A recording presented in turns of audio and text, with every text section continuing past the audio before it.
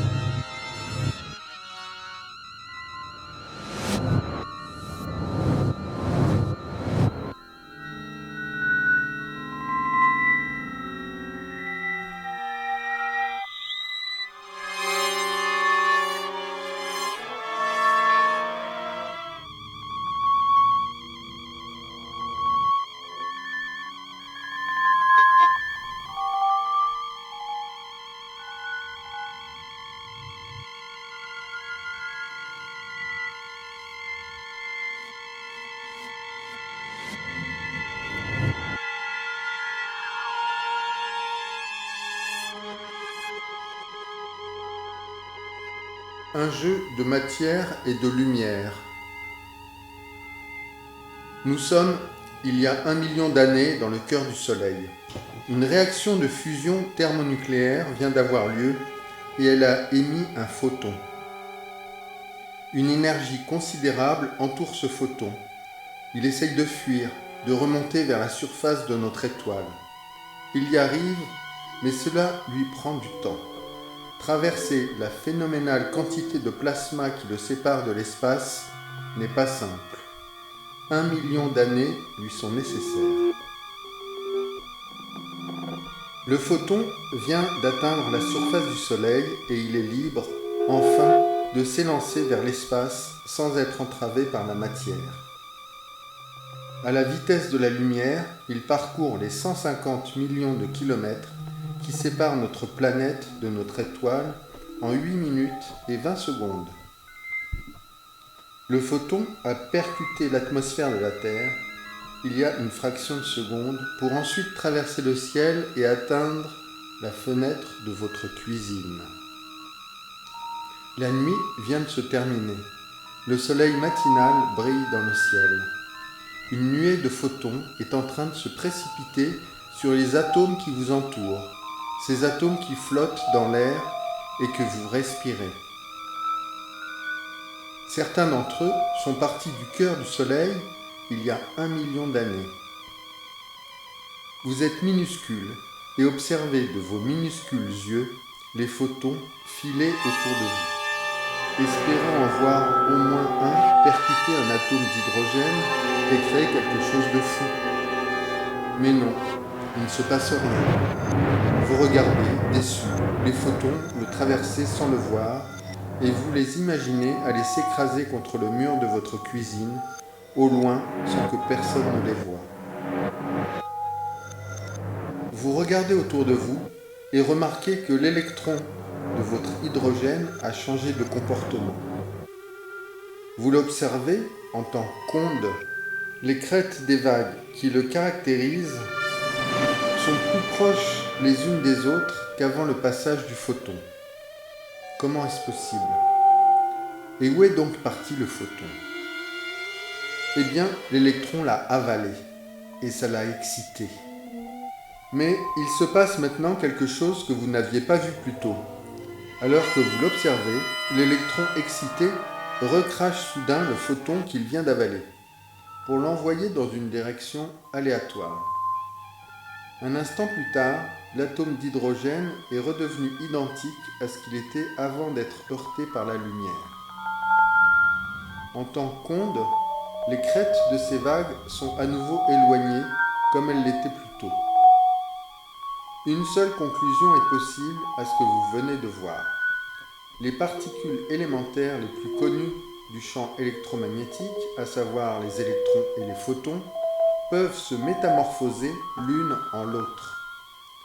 Les électrons et les photons n'étant faits que d'eux-mêmes, la disparition du photon montre que la lumière peut être absorbée et donc devenir un électron. La réapparition du photon quelques instants plus tard montre quant à elle qu'un électron peut émettre et donc lui aussi devenir de la lumière. Votre peau, comme toute la matière que nous connaissons, est composée d'atomes dont les couches extérieures sont remplies d'électrons. Lorsque de la lumière vous illumine, que sa source soit un feu, une lampe ou le soleil, les photons sont absorbés par les électrons des atomes de votre peau qui deviennent excités. Ils frétillent alors plus vite que d'habitude dans leurs atomes, créant cette agréable chaleur que nous ressentons tous au soleil ou près d'un feu, chaleur que nos corps réémettent en général toujours sous forme de photons, sauf lorsqu'ils s'en servent pour autre chose. Cette découverte, toute simple, est en réalité si incroyable que je me dois de le répéter ici. La matière et la lumière peuvent se transformer l'une en l'autre, et elles le font. Notre univers, en somme, étant rempli du champ électromagnétique, est un terrain de jeu pour la matière et la lumière. Depuis le début de cette partie, bien que vous n'ayez qu'un aimant interagir avec un réfrigérateur et un photon être absorbé avant d'être réémis par un atome d'hydrogène, vous avez résolu le mystère de l'action à distance, de l'électromagnétisme et compris comment la matière et la lumière pouvaient jouer l'une avec l'autre. La lumière percute continuellement notre corps, excitant les électrons présents dans notre peau, dans nos yeux et sur nos rétines, réchauffant la matière dont nous sommes composés, lui procurant de l'énergie. Les atomes peuvent également recracher la lumière avalée par leurs électrons, nous faisant briller, nous, ainsi que les objets de ces lumières caractéristiques des atomes qui nous composent. C'est ce qui donne à nos yeux, notre peau, nos cheveux, nos vêtements, à toutes les plantes et les pierres, une couleur, tout comme cela confère aux étoiles lointaines leur teinte si particulière. Lorsque des rayons de lumière percutent une tomate, toute la lumière visible que ces rayons contiennent est absorbée pour la réchauffer ou être emmagasinée à l'intérieur du fruit, à l'exception des rayons rouges, qui, sans aucune utilité pour la tomate, sont réémis par les électrons de sa surface et filent jusqu'à nos yeux, nous indiquant au passage que nous sommes en train de regarder une belle tomate bien rouge. Si les électrons et les photons ne pouvaient se transformer les uns en les autres, nous ne verrions pas la tomate, ni la personne en face de nous, ni quoi que ce soit. De même, nous ne saurions pas de quoi est composé le reste de notre univers, et nous n'aurions jamais su que la nature obéit aux mêmes lois partout. Plus incroyable encore, nos corps, par l'intermédiaire de nos sens, transforment toutes ces interactions étranges en informations traitées par nos cerveaux. De ces informations, l'humanité a déchiffré les principes qui prévalent dans le monde du tout petit et a mis au jour l'existence de champs quantiques qui remplissent l'univers.